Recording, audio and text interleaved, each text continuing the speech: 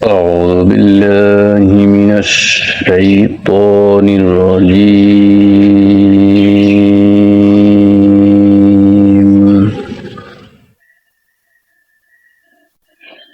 بسم الله الرحمن الرحيم.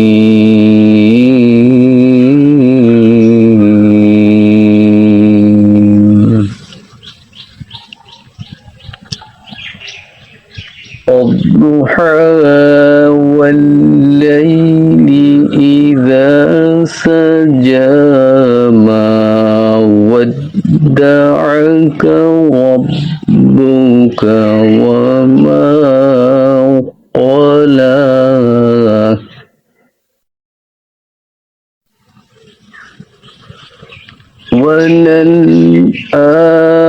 وللآخرة خير لك من الأولى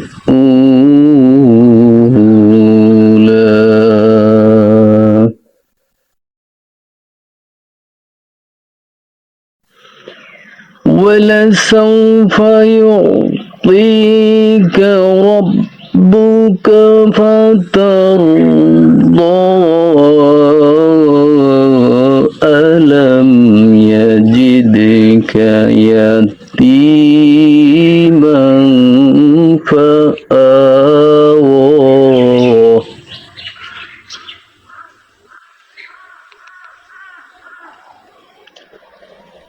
ووجدك ضالا فهدى ووجدك عائلا فأغنى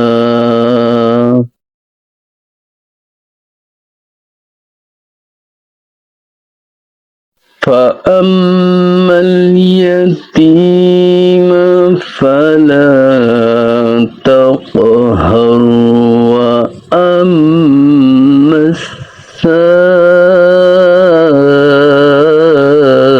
السائل فلا تنهر وأما بنعمة ربك فحدث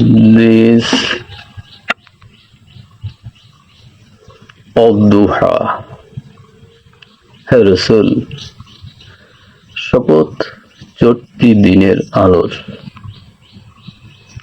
ওয়াল্লাইলি ইযা সাজা এবং রাতের যখন তার অন্ধকার গভীর হয় মা ওয়াদ্দাআকা রাব্বুকা ওয়া মা ক্বালা তোমার প্রতিপালক তোমাকে পরিত্যাগ করেনি এবং তোমার প্রতি নারাজ হননি। নবুয়ত লাভের পর প্রথম দিকে কিছুদিন এমন হয়েছে যখন মহানবী সাল্লাল্লাহু আলাইহি ওয়াসাল্লামের কাছে কোনো ওহী আসেনি। এ কারণে আবু লাহাবের স্ত্রী কটাক্ষ করে বলতো, তোমার প্রভু তোমার প্রতি নারাজ হয়ে গেছে, তোমাকে পরিত্যাগ করেছে। তারই পরিপ্রেক্ষিতে আল্লাহ সুবহানাহু ওয়া তাআলা তার প্রিয় নবী সাল্লাল্লাহু আলাইহি সাল্লামকে এই সূরা নাজিল করে সান্ত্বনা দিয়েছেন। বলা হয়েছে সেই আলোর কথা যা দিন চড়ে ওঠার সময় ছড়িয়ে পড়ে। আল্লাহ তাআলা প্রথম সেই আলোর শপথ করেছেন, তাই এই সূরাটির নামকরণ করা হয়েছে দুহা। চড়তি দিন ও রাতের শপথ করার ভেতর খুব সম্ভব ইঙ্গিত করা হয়েছে রাত অন্ধকার হয়ে গেলে তার মানে এই নয় যে দিনের আলো আর দেখা যাবে না। এমনিভাবে বিশেষ কোনো কারণে কিছু দিনের জন্য ওহী স্থগিত থাকলে তা থেকে এই সিদ্ধান্ত বোঝা যায় না যে আল্লাহ তাআলা মহানবী সাল্লাল্লাহু আলাইহি সাল্লামের প্রতি নারাজ হয়েছেন। এটা চরম মূঢ়তা।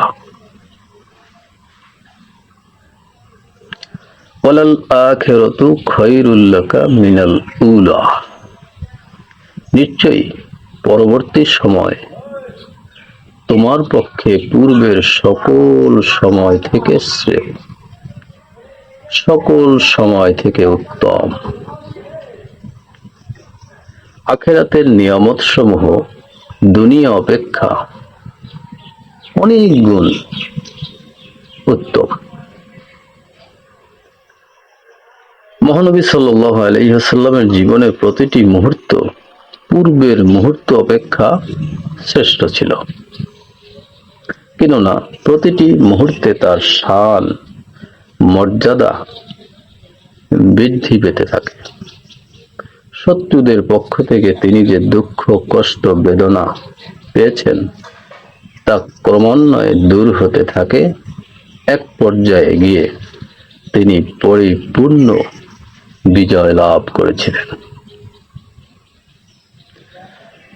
وَلَسَوْفَ يُعْطِيكَ رَبُّكَ فَتَرْضَىٰ,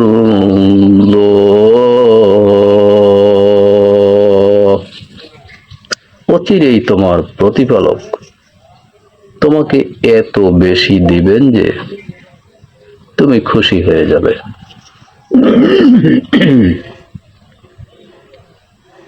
আলম ইয়াজিদিকা ইয়াতীমান ফাআওয়া, তিনি কি তোমাকে ইয়াতীম হিসাবে পাননি অতঃপর তোমাকে আশ্রয় দেননি?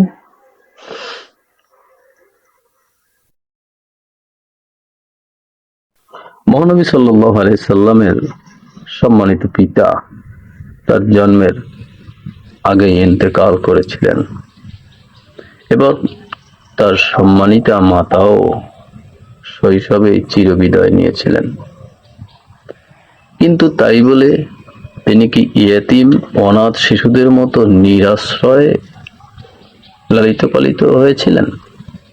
না, আল্লাহ তাআলা তার দাদা আব্দুল মুত্তালিব ও চাচা আবু তালিবের অন্তরে তার প্রতি এত বেশি মমতা, ভালোবাসা, মমত্ববোধ তৈরি করে দিয়েছিলেন যে তারা তাকে নিজ সন্তান অপেক্ষাও বেশি আদর যত্ন করে লালন পালন করেছিলেন। ওয়াওয়াজাদাকা যাল্লান ফাহাদা, এবং তোমাকে পেয়েছিলেন পথ সম্পর্কে অনবহিত, অর্থাৎ তুমি পথের দিশা জানতে না, অতঃপর তোমাকে তিনি পথ দেখিয়েছেন। ওহী নাজিল হওয়ার আগে তিনি শরীয়তের বিধি বিধান সম্পর্কে অবগত ছিলেন না। আল্লাহ তাআলা ওহীর মাধ্যমে তাকে শরীয়ত দান করলেন। তাছাড়া কোন কোন বর্ণনায় এমন কিছু ঘটনার উল্লেখ আছে যাতে মহানবী সাল্লাল্লাহু আলাইহি ওয়াসাল্লাম কোন কোন সফরে পথ হারিয়ে ফেলেছিলেন।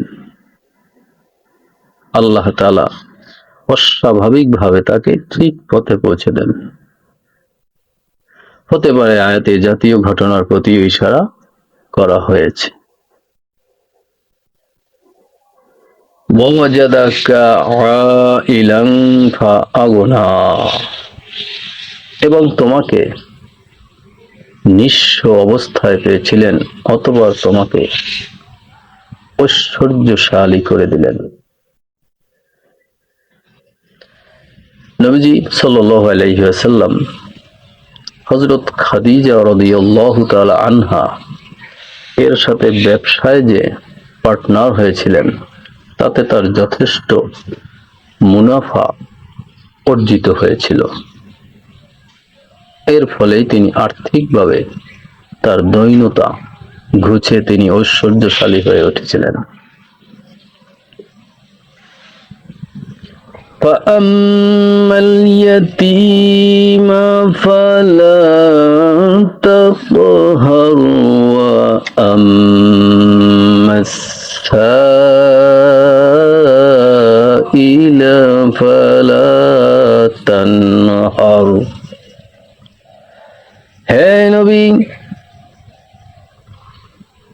যে ইয়তীম তুমি তার প্রতি কঠোরতা প্রদর্শন করো না, এবং যে তোমার নিকট প্রশ্ন করে সওয়াল করে তাকে ধমক দিও না। কেউ যদি তোমার কাছে কিছু চায় তাকে তুমি ধমক দিও না। وَأَمَّا بِنِعْمَةِ رَبِّكَ فَحَدِّث। এবং তোমার প্রতিপালকের যে নিয়ামত তুমি পেয়েছ তার চর্চা করো, স্মরণ করো, শুকর করো। অনুগ্রহকারীর অনুগ্রহের কথা কৃতজ্ঞতা প্রকাশের উদ্দেশ্যে প্রচার করলে তাতে শরীয়তের কোনো দোষ নেই। সওয়ালকারী দ্বারা সেই ব্যক্তিকে বোঝানো হতে পারে, অর্থাৎ যে অর্থ সাহায্য প্রার্থনা করে সে ব্যক্তিকেও বোঝানো হতে পারে, যে সত্য জানার আগ্রহে, যে শরীয়তের বিধান জানার অভিপ্রায়ে দিন সম্পর্কে তোমার নিকট জিজ্ঞেস করে। উভয়কেই দাবি দিতে ও ভৎসনা করতে মহান আল্লাহর তরফ থেকে নিরুৎসাহিত করা হয়েছে, বারণ করা হয়েছে। কোনো ওজর থাকলে নম্র ভাষায় বিনয়ের সাথে অপারগতা প্রকাশ করার জন্য নবীকে নির্দেশ দেওয়া হয়েছে।